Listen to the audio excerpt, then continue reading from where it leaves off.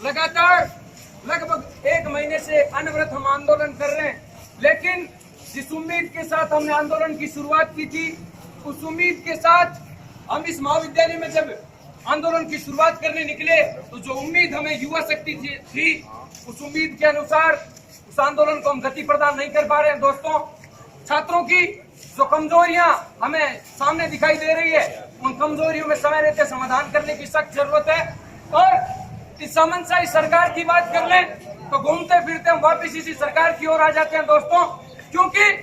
जब इस वसुंधरा राजे की सरकार ने सरकार बनने से पहले जब गांव और ढाणी की यात्रा की, स्वराज संकल्प यात्रा लेकर के गांव और ढाणियों का दौरा किया इस महारानी ने, तो उन्होंने किसानों से वादे किए कि हम आगामी 5 साल तक अगर हमारी सरकार बनी तो लगातार किसानों का सहयोग करेंगे। लेकिन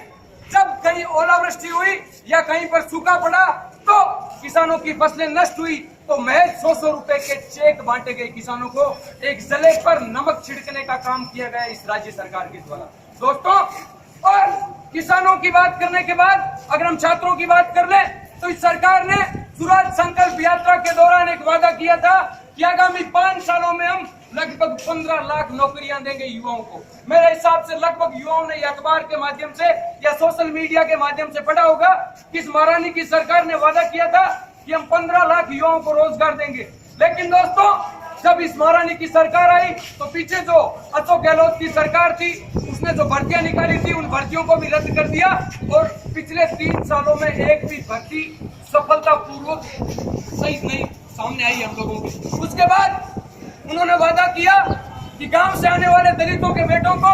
हम कुछ अनेक ऐसी सुविधाएं उपलब्ध करवाएंगे जिनकी बदौलत वो अच्छी शिक्षा प्राप्त कर सकेंगे और सरकारी महाविद्यालयों में आसानी से प्रवेश ले सकेंगे। लेकिन जब इस संभाग के सबसे बड़े महाविद्यालय के अंदर प्रवेश सूची जारी होती है तो हम लोग देखते हैं एससी और एसटी की मेरिट दोस्तों 60% जाती है। आप लोग बता दीजिए, गाँव के अंदर उन तकनीकी सुविधाओं की कमियों के कारण गाँव से आने वाला किसान का बेटा और मजदूर का बेटा इतने ज्यादा प्रतिशत अंक नहीं बना पाता है और उसके कारण उसका प्रवेश नहीं हो पाता इस संभाग के सबसे बड़े महाविद्यालय। उससे बड़ी चिंता का कोई विषय नहीं है और इस महाविद्यालय प्रशासन से हमारी कोई शिकायत नहीं है दोस्तों।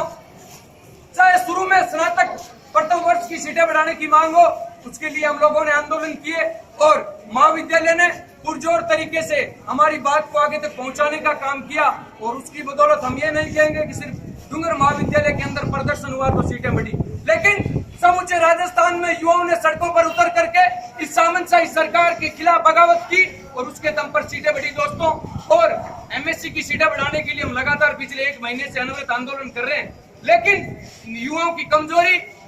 ये हमें बता रही है कि अगर इस तरह से हम